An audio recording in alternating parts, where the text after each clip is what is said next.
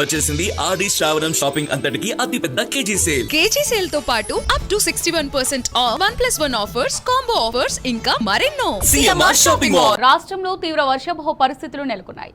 ప్రాణహితులు తప్ప మరెక్కడా వరద జాడ లేకుండా పోయింది. కన్నెపల్లి నుంచి నీళ్లను లిఫ్ట్ చేసుకుంటే అక్కడి నుంచి కొండపోచమ్మ సాగర్ వరకు తరలించుకునే అవకాశం ఉంది. పంపులు సిద్ధంగానే ఉన్నాయి. నీటిని మళ్లించుకునేందుకు క్షేత్రస్థాయి పరిస్థితులు, ప్రవాహాలు సైతం అనుకూలంగానే ఉన్నాయి. ఈ విషయాన్ని చెబుతూ నీళ్లను ఎత్తిపోయాలని బీఆర్ఎస్ తెలంగాణ నీటి రంగ నిపుణులు, విశ్రాంత ఇంజనీర్లు డిమాండ్ చేస్తున్నారు. కాంగ్రెస్ మాత్రం పునరుద్ధరించాకే బరాజ్లను వినియోగిస్తామంటూ వాదనలకు దిగుతోంది.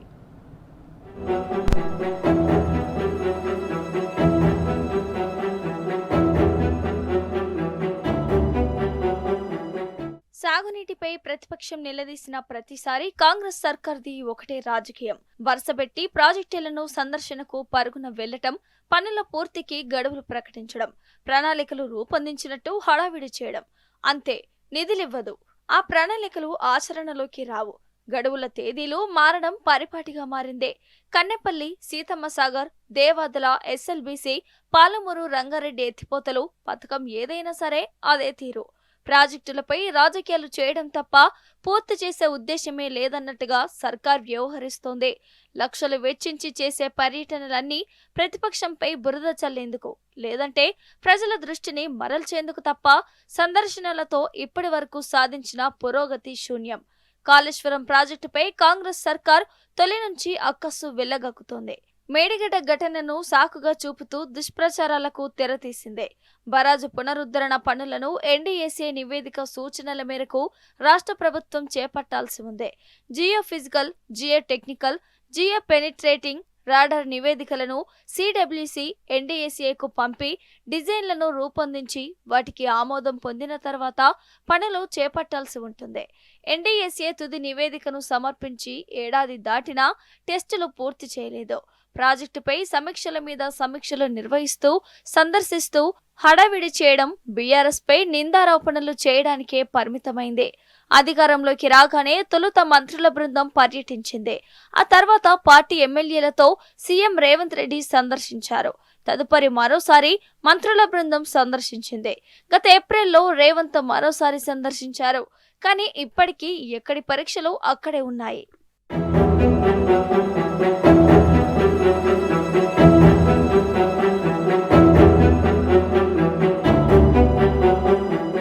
వర్షాభావ పరిస్థితుల నేపథ్యంలో కన్నెపల్లి నుంచి నీళ్లను ఎత్తిపోయాలని ప్రధాన ప్రతిపక్ష పార్టీ బీఆర్ఎస్ డిమాండ్ చేయడం ప్రారంభించాక కాంగ్రెస్ పెద్దలు మళ్లీ అవే రాజకీయాలకు తెరతీశారు.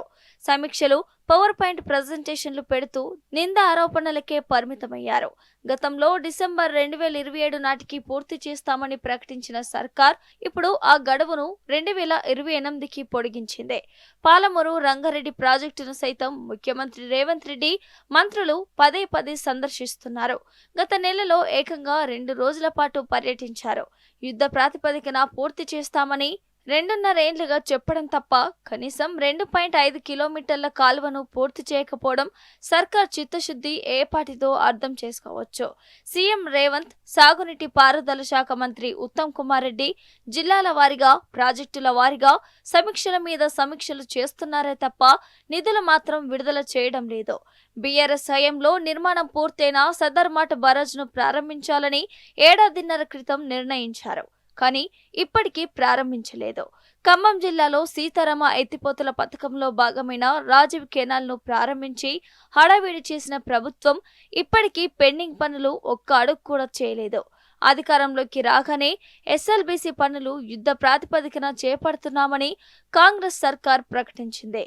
ముఖ్యమంత్రి రేవంత్ రెడ్డి ఒకసారి, మంత్రులు ఉత్తమ్ కుమార్ రెడ్డి, కోమటిరెడ్డి వెంకటరెడ్డి ఎవరికి వారే పలుమార్లు సమీక్షలు చేశారు. అమెరికా వెళ్లి కంపెనీ ప్రతినిధులతో చర్చించి పరికరాలను తెప్పిస్తున్నామని ప్రకటించారు. క్షేత్రస్థాయి పరిస్థితులపై అధ్యయనం చేయకుండానే పనులను మొదలుపెట్టగా ఆ వెంటనే సొరంగం కూలిపోయింది. ఏడాది తర్వాత ఇటీవల సొరంగం పునరుద్ధరణ పనులు ప్రారంభించగా అవి నత్తనడకనే కొనసాగుతున్నాయి. దేవాదుల ప్రాజెక్టు పలుమార్లు ప్రభుత్వ పెద్దలు సందర్శించారు, గడువు ప్రకటించారు. ఇప్పుడు ఆ గడువును మార్చారు. ప్రతి అంశంలోనూ హడావిడి తప్ప ఇరిగేషన్ శాఖలో సాధించిన ప్రగతి శూన్యం.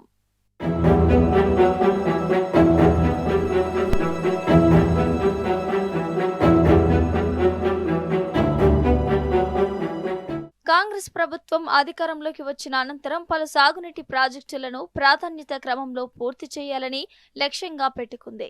ఏటా 6 లక్షల చొప్పున 5 ఏళ్లలో 30 లక్షల ఎకరాల ఆయకట్టుకు సాగునీరు అందిస్తామని ప్రగల్భాలు పలికింది. అందులో భాగంగా ఇప్పటికే 75% మేర పనులు పూర్తయిన మొత్తం 18 ప్రాజెక్టులను ఎంపిక చేసింది. వాటిని A, B కేటగిరీలుగా విభజించింది. వాటితో పాటు మిగిలిన ప్రాజెక్టులను కలిపి 2024-25 ఆర్థిక సంవత్సరంలో మొత్తంగా 5.28 లక్షల ఎకరాలకు సాగునీరు అందించాలని లక్ష్యంగా నిర్దేశించుకుంది. ఆచరణలో 50,111 ఎకరాలకు మాత్రమే నీటిని అందించినట్టు ప్రకటించింది. 2025-26 ఆర్థిక సంవత్సరంలో 4.95 లక్షల ఎకరాల ఆయకట్టును సాధించాలని లక్ష్యంగా పెట్టుకోగా తుదకు సాధించింది మాత్రం 50,413 ఎకరాలు మాత్రమే.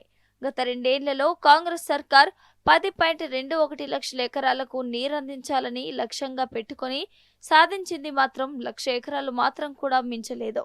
5 ఏళ్లలో 30 లక్షల ఎకరాలకు సాగునీరు అందిస్తామని హామీనిచ్చిన కాంగ్రెస్ ప్రభుత్వం తాజాగా రాబోయే 3 ఏళ్లలో కేవలం 15.28 లక్షల ఎకరాలకే నీరందిస్తామని ఇటీవల బడ్జెట్లో ప్రకటించింది.